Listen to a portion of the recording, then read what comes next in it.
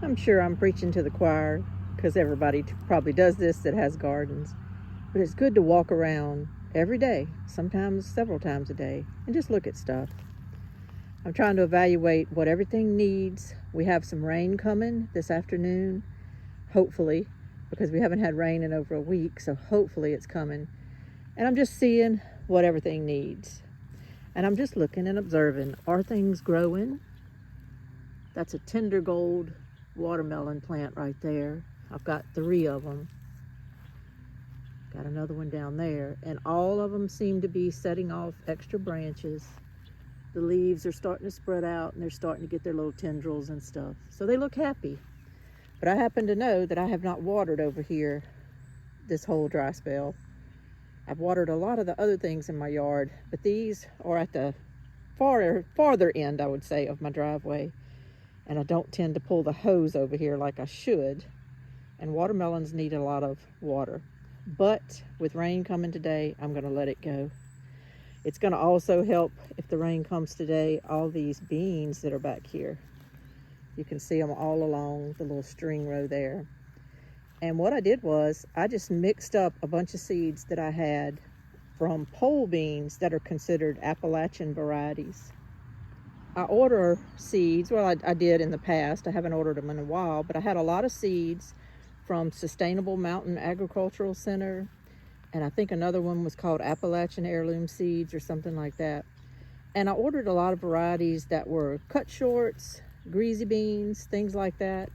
And I had them in separate packets and was trying to kind of work them in.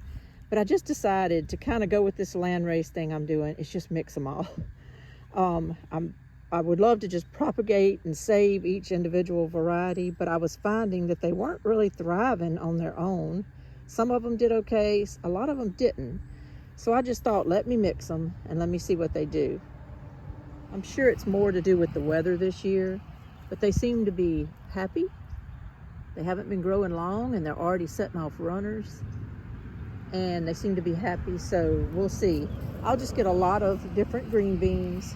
Some of them will be different varieties, but to me that's fun. I'm trying to kind of make my gardening fun this year, not make it too stressful, and just kind of see what works for me in my land. That's really all I kind of have to worry about. I'm noticing my okra's coming up.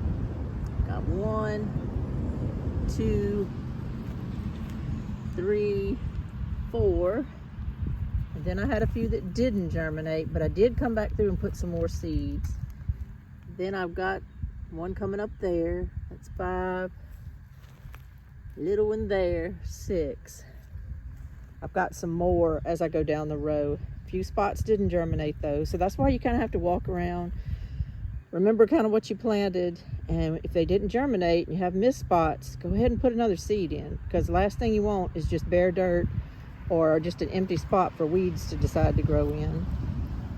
Over here, I believe these are my Casper pumpkins. C-A-S-P-E-R. I just bought the seeds at a little co-op from around here, and I think they put off little white pumpkins. Look here. I'm just noticing this. There's a female blossom with a little pumpkin on it. I didn't even realize that was there. I'll be honest with you, I've got a lot of things blossoming right now, but they all tend to be on male blossoms.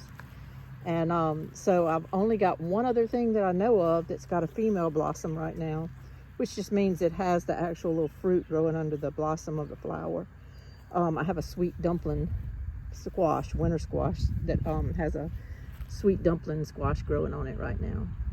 This down here, I could probably uncover this. The squirrels have kind of stopped terrorizing my yard. All this you see under this wire here is sweet marjoram. And so I was just trying to keep the squirrels out of it because they took out one of my plants. But I probably could uncover this right now, but I'll do that later. But it's just good to go walking around and seeing what's going on. For instance, I planted corn all in this end, and I was just noticing it was very slow coming up. I do have some. Sometimes on videos it's hard to see things, but I do have some. A couple of other little ones down there. And then as you go across there, you'll see I have more, but it's not a whole lot. The germination, that's young, it hadn't been planted long, but the germination just wasn't that good. And with the naked eye, I can see tons of missed spots. So what I did about 3 days ago was I came through here, I kind of weeded a little more, got some weeds out of the way, raked some leaves out of the way, and then I took my little triangular hoe, dug up some spots, and I reseeded. I almost just started to say, forget it, let me just plant all these rows with beans or something. But I'll be honest with you, I really would like to have the corn, so I reseeded. I was seeding it when the farmers around here were seeding theirs, but they probably were growing a lot of hybridized industrial corns, and maybe my corn just wasn't ready. Maybe I planted it when it was too cold. It's definitely not now. The soil temps are up over 70, so I replanted it, and I'm hoping it'll come up and we can get going with that. I did decide to dedicate this row to some edamame seeds I had. I only had a little bit left, so I put them on this row. They haven't come up yet. And I put a whole nother row of okra here. I had a bad okra season last year, and I didn't hardly get any. And I really want to have okra this year, so I've kind of plugged it in everywhere. I wanted to say this too. I'm watching these because I'm so impressed. This is 2 rows here of Kalima bush beans, C-A-L-I-M-A. I got the seeds from Baker Creek. I've noticed them in a couple of other catalogs, so you can get them in multiple places. But these seeds that I had, I know were 3 years old, if not going on to 4 years old. I had just never made room to plant them, and I ended up taking my garlic out. My garlic was ready, and it didn't get very big bulbs, but it was ready. It was all dying down, and it was just as big as it was going to get. So I processed that, and I've got a Ziploc full of garlic in my freezer. I'm happy. But I went ahead and came right behind it so that things don't get all weedy, and I put these Kalima beans. And I had wonderful germination. I can probably only see about maybe 2-3 spots out of these 2 rows that didn't put a plant out. And that's wonderful for seeds that old. So don't ever give up on your seeds. Just don't even worry about all those dates and stuff. Just try it. You never can tell. This little row here is dried bush beans. I just kind of had an extra row, so I put some seeds there. So this will be low maintenance. Just keep it kind of weeded, and then I'm going to let all this go until it gets past the green stage to the dry stage, and then I'll harvest these. It's a mixture. I don't even know what's planted. At this end, I've got my Onavino corn. It's a flint corn. I got the seeds from Native Seed Search. It's supposed to grow very well in hot weather. And I will say, I just planted a little. I didn't plant a ton. I got almost 100% germination. There's just one little miss spot right here that didn't come up, and that's really it. I think I had 100% germination after that. It's not a big stand of corn, but it's there. And I can say it's growing good. It's growing good. It's getting all its different layers and leaves and little levels, and it's growing good. I'm pleased with this. My Lancaster Sure Crop that I've got in another spot over there is still looking kind of spindly, whereas this corn is kind of thriving. So that's why I do plant different varieties of things. That's why I don't kind of get hung up on just one thing, or, you know, never try anything new. I like to try new things because you never know. Because this corn would grow good in New Mexico and Arizona and places, I figured why not try it here in South Louisiana, where we get hot and where we could potentially have droughts, because we had one last year and we had one the year before. Last year was the worst, but the year before was very dry as well. So I figure why not try a variety that says it'll grow good in the heat? You know, why not try it? So this is the Onavino, O-N-A-V-E-N-O. We'll see how it goes. I've never really grown flint corn before. We'll see how it goes. That's actually a mixture of sweet corn down there, which you normally don't want to plant right by each other. But I planted this about 3 weeks earlier than all of that down there. And obviously, since I had to replant, I've actually even added more time to that. So they're almost going to be a month apart from the new stuff that I seeded. So I'm okay with it.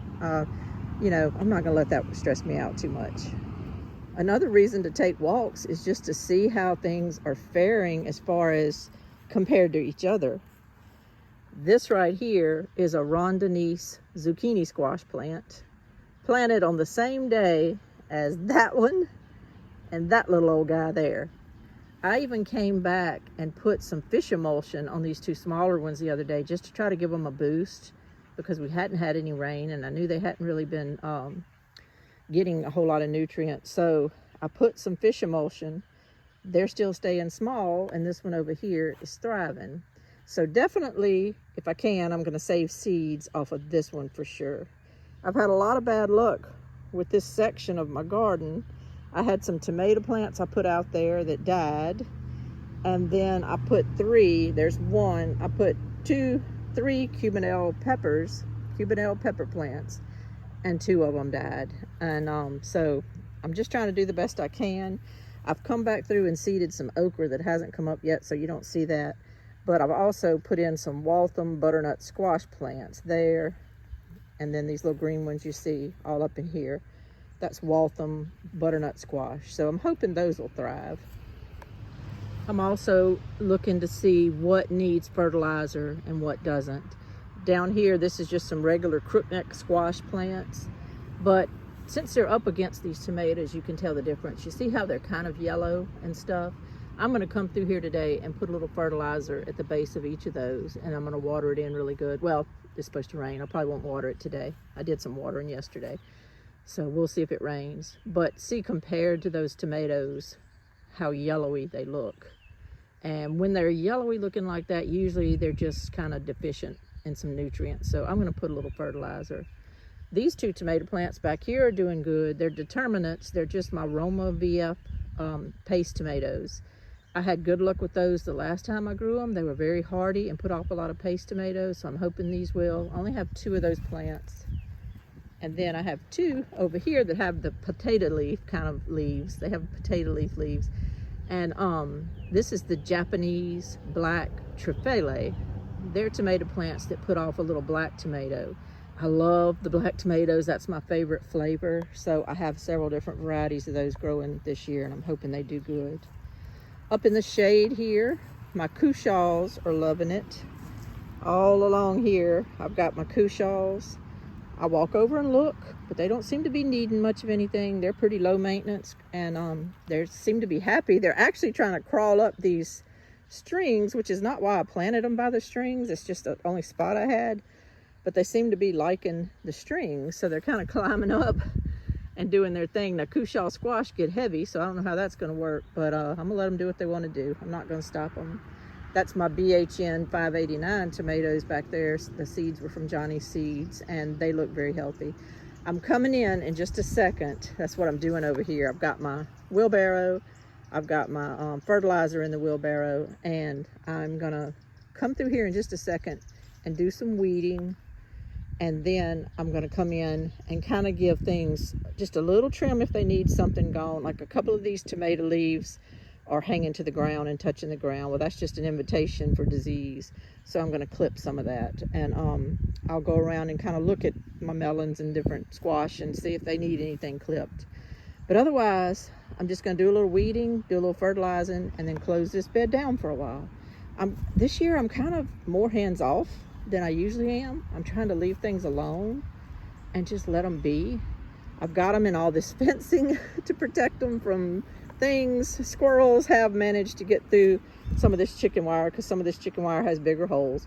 The squirrels can actually get on in there, but for some reason they don't tend to stay, and they're not doing the damage they were doing when everything was wide open. So I have no regrets by putting all of this around here. So it's working out so far. The damage has definitely stopped from the squirrels. Now, I've showed you several times my little pollinator row that I planted here. I just kind of want it to be of an abundance of flowers and stuff. I'm not growing veggies in here necessarily. I've got sunflowers hopefully fixing to come up along that back row, and I've got hollyhocks that I talked about the other day. So they'll grow kind of taller and anchor this pollinator row. But what I was talking about, the importance of walking around, is I walked out here this morning, and all of a sudden, I've got something going after some of my flowers. If you'll notice, I've got two, I think those are marigolds. I'm not a big expert with flowers, but they've been eaten off at the nub. You can see where the little plants were, and the stems were just chewed off, and then the leaves were laid over, and there they are. And right here on one of my zinnia plants, it's like something was starting to go after that one. It knocked it over. And I'm not crazy because I have another one laid over right here. And then I have another one laid over right here. And when I picked up on it, I thought it was still attached, but it wasn't. It's just laying there, pulled out of the ground. Just the marigolds. And not all of the marigolds, just a few of them. So what in the world is going on now? It's like you're always on varmint patrol. You know, what's going to attack my garden today? What's going to want my plants for lunch today? You're always on varmint patrol. I think it's rabbits getting over here because, as I've told you before, I have rabbit nests in these big azalea patches over here. They just love it up under there. They love it up under the blackberry vines that are growing in those azaleas, and that's where they hang out. But what confuses me is why they just chopped them off and they fell over. Why didn't they eat them? Because normally they'll just nibble off the top of everything. So why didn't they nibble off the whole flower? So it may not be the rabbits. I don't know. It's always a varmint thing. You're always trying to figure out what's getting your stuff. I got a lot accomplished yesterday, and I took all the wiring off of all of these tomatoes and things to get rid of it so that I could just let these plants be free. I had wire cages around all of them because of what? The squirrels. So I decided to take it off. I also had come in here a week or so ago and I planted some beans that are going to be pole beans. I can't remember what I planted. It might just be regular Blue Lakes, I think. But I planted those, and I'm going to let those grow up. They're coming up really good right now. I'm going to let those grow up along this wire mesh thing. Then the tomatoes will be here. This is the Kurnovich Yugoslavian tomatoes. And I believe I got the seeds from Seed Savers and started them in my house. And the tomato plants are doing good. But I also wanted something kind of in the front that could spill over and come out into the yard here. You know, why not use all your space? So I went through here a few weeks ago and I planted some seeds, and here's one coming up now. And it's a sweet meat winter squash that's supposed to kind of get vining. So it'll come on out into here. Had a couple that didn't germinate. So I came back yesterday and put some more seeds. So we're going to see what happens with that. I also took care of this bed down here. This is a sweet pea. If you see something climbing up right now, that's some peas, and they're still putting off peas, so I'm still harvesting from those. But I also came and put some pole beans, the same variety, all the way down this. So they'll be going up this mesh. And then these tomatoes here are so beautiful. The plants are so beautiful. But these are called Black Seaman tomatoes. And they were very good seedlings. They seem to be doing good. So I can't wait to see how they're going to grow. I've got a banana pepper plant there. And then I do have another one of those sweet meat planted there. So I'm hoping I can just kind of utilize every little inch that I can of the beds that I have available. I cleaned out all of that cilantro that was just taking over this bed over here. I cleaned it all out. All that I have left in it are that and that, which are the Chiapas wild cherry tomatoes. These plants are doing wonderful. They're just lush. They're starting to put off their little things that'll put all the tomatoes off. The little sets of tomatoes. And don't have any tomatoes yet, but they do have blooms. And then in the middle, I put some pepper plants. I have banana and shishito. And I have a shishito pepper plant over there. And this right here, this little strip by my carport was also cilantro, just chock-a-block. I pulled it out though, and I planted some half-runner beans called State half-runner beans. And they're coming up. So got all that coming up. Hopefully we'll be able to generate a lot of food this year. Fingers crossed. I say that because weather can turn and you just never know. I've got carrots in here. I just couldn't wait. The other day I said, I want to know how big they're getting, and I want to know if they haven't topped out, because sometimes my carrots will get stunted. They just won't grow anymore. That's it. That's it. You know, they stop. And if you don't go ahead and harvest them, they just start getting all the little hairs all over them. And they don't ever get any bigger, but they get hairs all over them, which makes them harder to process. So I kind of wanted to see if these still looked healthy. And so I pulled one, and it did. It looked healthy. It looked like it still had a lot of growth left to go in it. So of course I'm just leaving them alone because I want bigger carrots. But yay, I'm so excited because I've got carrots growing. Not a big deal for some people, but for me that's a very big deal. All of my tomato plants that were getting attacked by the army worms have regrown leaves, and they're coming back. And I never actually had any more of my plants down this whole row get attacked. They didn't get attacked. What I've discovered is I didn't go buy anything. I would have if it had gotten worse. But what I discovered is I just kept coming out here at night with my flashlight, or you can use your camera phone light or whatever. And I just started checking everything. And I found some on my pepper plant over there as well. But I just took the worms and killed them. Well, I found that they never came back after that. It wasn't like there was this wave and wave and wave of worms. They could come back later, but they haven't. So what I'm just going to do is if I start to see any damage on anything, I'm just going to keep coming back outside at night and looking for worms. And that's just how I'm going to handle that and not really go buy any chemicals. I opened my little fence yesterday. I kind of undid the wire, little things, opened this up, and got in here and cleaned up around this bed. I had some little yellowing leaves, those first little leaves they set off on melon plants and stuff, and I went ahead and pinched those off. These actually aren't melons. These are Gila Pima winter squash.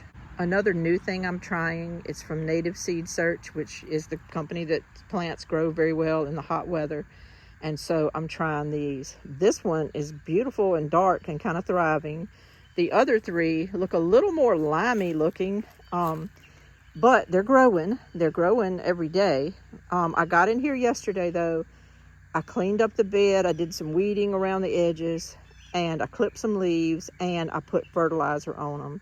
So I'm hoping after this rain that if these have any kind of deficiencies that one doesn't have, that they'll get kind of a boost. This beautiful plant in the middle there is anise hyssop, and it overwintered. I planted the seeds last year and it came back, and it's just beautiful. It's just starting to get beautiful too. It'll keep these purple flowers for a long time and get really lush. So it's good to have beautiful things growing, and you can also harvest parts of this plant to make tea out of.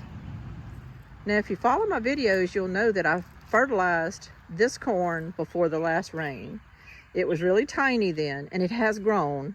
So I can't say that it hasn't grown. If you compared videos, you would see what I mean. It's gotten to be over a foot tall now, some of it, not all of it. And so it has grown, but it's still kind of spindly stalks. It's not like that on a vineyard over there. These stalks look a little more delicate. They're a little more spindly, and they don't have as many leaves. But they are growing, so I'm counting my blessings, and I'm just going to take care of them as best I can and see what happens. This is the Lancaster Sure Crop, and these seeds I got from Landis Valley Seed Company, and I'm just giving them a try. They were highly recommended. I have seen these seeds in another catalog that I got the other day. I cannot remember if it was Annie's or Pine Tree, but they did have the Lancaster Sure Crop seeds. And every write-up that I see on them talks about what a great field corn they are. Now, it also says they can get about 12 foot high. So these posts here are about 3.5 foot high. Oh goodness, they're about 4 foot high. I'm gonna be having some tall corn if this stuff gets 12 foot. But I'm excited. I love corn. I love growing corn. Let me show y'all my winter squash I got going here. I'm so excited. The more green looking ones are the Burgess Buttercup, and then it alternates with the Tetsukabuto winter squash. I don't even really know what those are supposed to look like in the end, but we'll see. Then Burgess Buttercup, then Tetsukabuto, Burgess, Tetsukabuto. But look at all of them. Look at the growth on these things. You're supposed to plant them together. I repeat myself because sometimes it's the first time someone's seen a video. But the Tetsukabuto instructions say that they'll only pollinate and put off fruit if they're grown next to another type of squash. They recommend like a butternut or a buttercup squash to put it with, but there's some other varieties you can put it with as well. But when you put them together like that, they're supposed to thrive. And I can tell you, I mean, these leaves, like that leaf there, is a good 14 or so inches wide. Those leaves are starting to grow. It's gonna outgrow this little fenced in area. I think I'm fixing to be drowning in squash, I think, before too long. This one keeps wanting to go out of the fence, through the fence. I'm just gonna see if I can get it to just stay inside, but maybe come up the fence, and I'll loop it over if I need to. But look at this. And I get to see this every time I'm driving down my driveway, because these are right by my driveway, and it just makes me so happy. It makes me feel like finally, maybe, like last year I was so excited and it was so aborted because of the drought. This year I'm just feeling a little different, like the weather's a little different. These are fish peppers I have planted back here. Those 4 are fish peppers. And I think down there I have something else, and I cannot remember what they are down there, but I have another little pepper.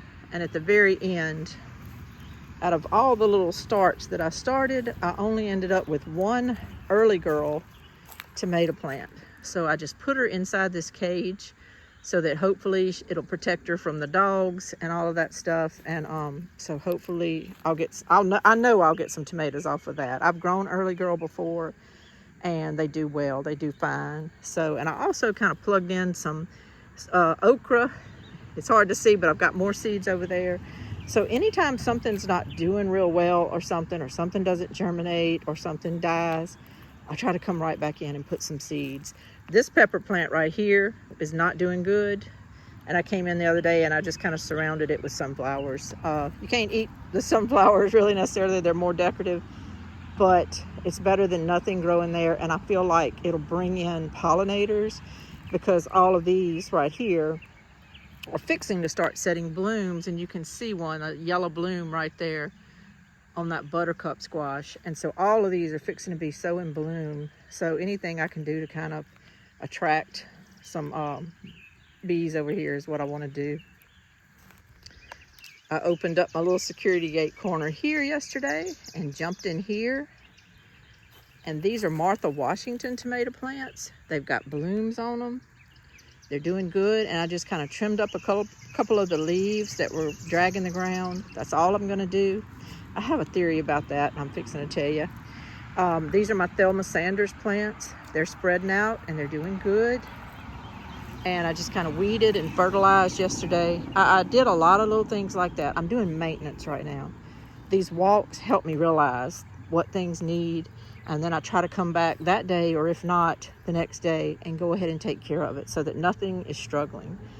I opened up this side of the enclosure yesterday from this little area, and boy howdy, these Guatemalan blue banana plants. This one's climbing up my netting. It's attached to my netting, hooked onto there. This one's attached to the metal mesh in the middle. They're blooming, but it's all male blooms right now. But I'll sometimes the male blooms happen first and stuff, and then it'll come back and the female blooms will be there later with the fruit on them. But this one's starting to really spread out. It's doing good. So they're doing good. I fertilized those too yesterday, so they're liable to have an explosion of growth.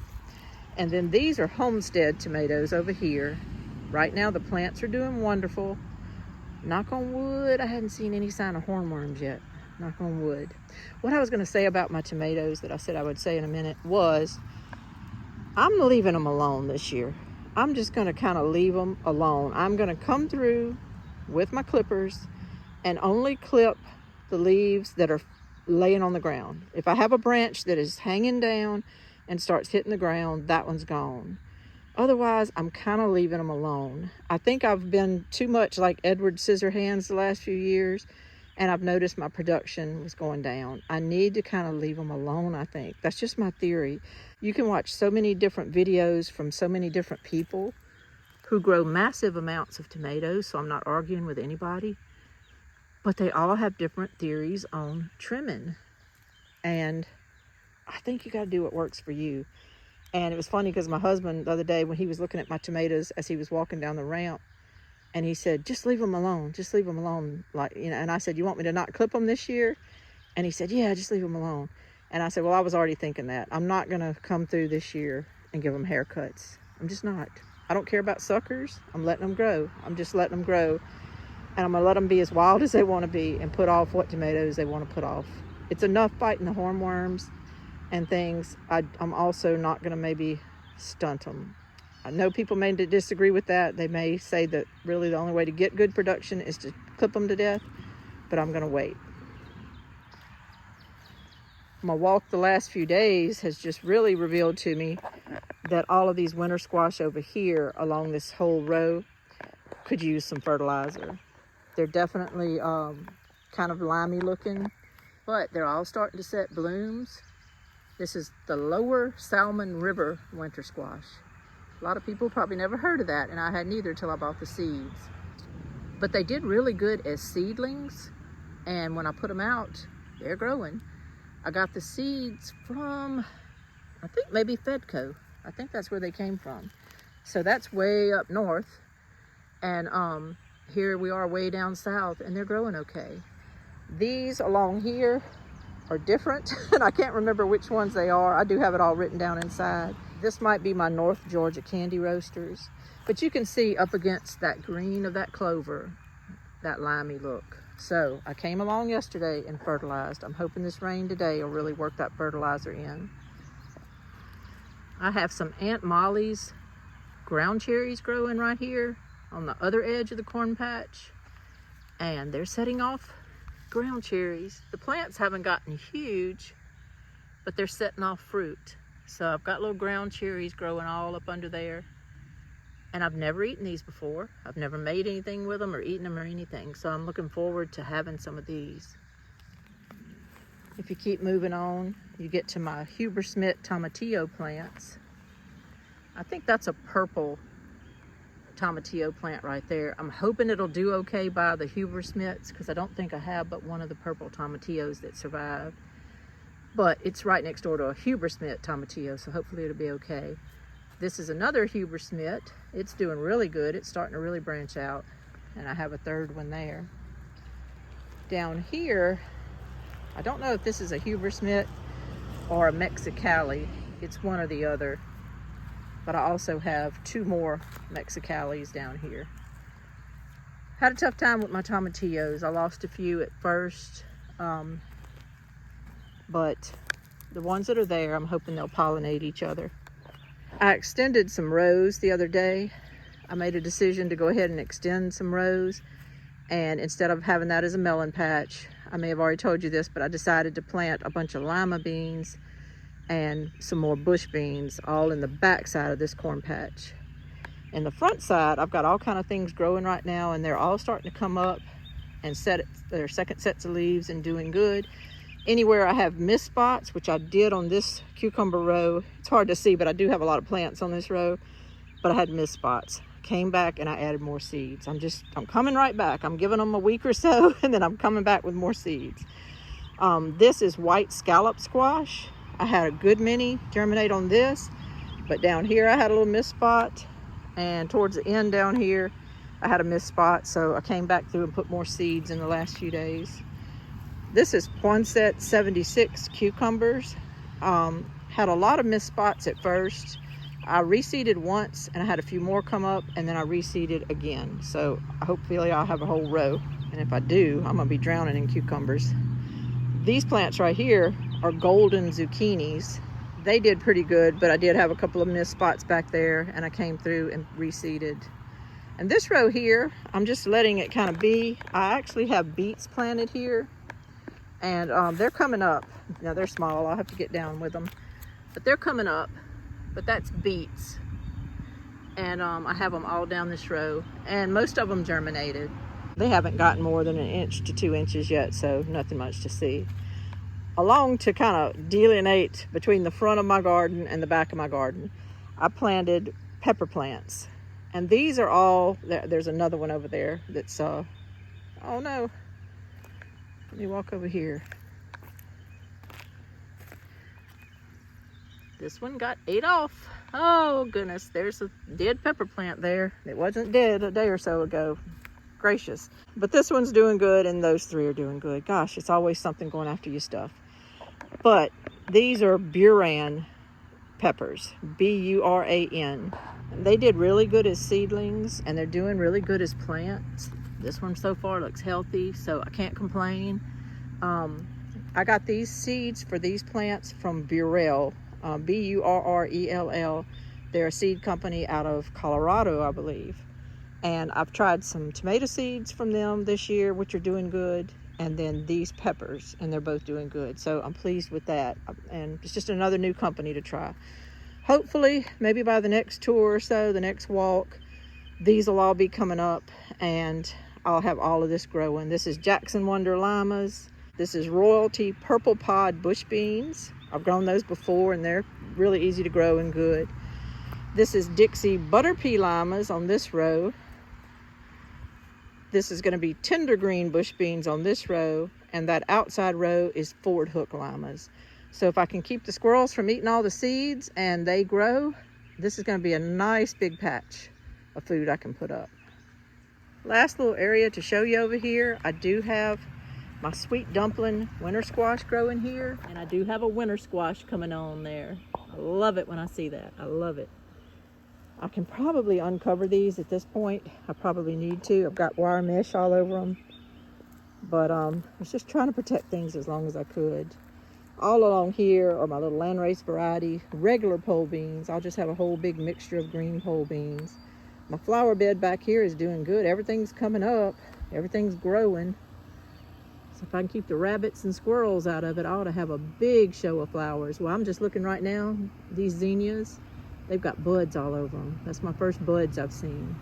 So they'll be doing good. And hopefully they'll anchor this, because once my potatoes that are all down this aisle here, I'm hoping next weekend is the 27th, 28th. That was my target date to harvest these. I'm going to keep an eye on them. A lot of them, probably what you're looking at right here, you're just seeing beautiful green plants. But some of them have started kind of dying down underneath. Let me get a little closer and you can see what I'm talking about. See, I'm starting to get a lot of yellow up in there. And some of these plants are just kind of laying over and they're turning very, very yellow. And so they're dying down. I'm definitely going to wait till next weekend. What I was going to say was I might wait 2 weeks. But I'm just gonna see. I got 2 little grandbabies that are dying to pull these up, and they're free next weekend. And I told my daughter that you know, I want to let them come harvest these with me.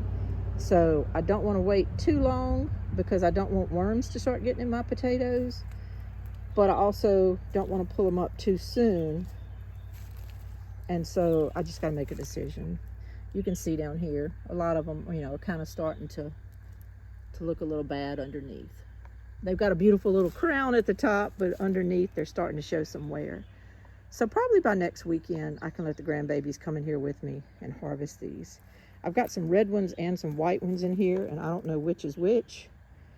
And I don't tend to have potato plants that bloom flowers, so I don't really go by that. I just kind of go by when they start to die back. So I may let them get in here and get this done, because what I was going to say was I'm coming back through here and probably planting a big old long row of more squash, yellow, white scallop, you know, anything that I can plant, the zucchinis or whatever. And I'm probably going to put the whole row of that here, which will have blooms, which will need pollinators. So that's why I kind of put that flower bed down there at the end, so that I can kind of attract bees to this area as much as possible. I'll be needing the bees soon with all of these cucumber plants that I have in the other section right here by my house. I'll be needing those sooner because those plants are already up and setting their second and third leaves, and they're getting going. So I'm going to need some pollinators soon for those. I've got 3 different varieties here. Summer Dance. These right here are the Dragon's Egg, which always do good for me. And then down there is the White Wonders, which did great for me last year. They're actually more yellow than white, but they're called White Wonders. They did great for me. And then down here at the end, it's very small. I hate to show you too small stuff on here, but I'm excited. I've got some fennel coming up. I've got actually 4 of them coming up right now. I tried to plant these last year and it just didn't happen because of the heat. But this year I've got 4 coming up, and I'm noticing they're starting to set their little extra fronds. And I want to grow fennel. I want to grow some fennel. That I love to chop up fennel and saute it and put it in meatloafs and things. I love it. So I'm hoping that it grows. I'm hoping that it does good. I put it down here on the end. It said the first year it may only get 2 foot tall, but that it will come back the next year and could get up to 6 foot tall. So I kind of wanted to put it towards the end of my trailer so it wouldn't be in front of any of my windows. It would be right here growing up. So that'll be okay. Well, y'all, there's a few other things I could show you that I have planted, but I'm going to stop right now and just kind of let this video be because it's getting a little bit long. I appreciate you taking this walk with me. I love walking around everything. Even if I'm not working and having to do anything every day, I still get out here and I walk among my plants. The more you know them, the more you'll know really quick if something's going wrong with one of them. If a leaf starts acting funny and curling and doing something, you notice it because you saw that plant just a few hours before or the day before.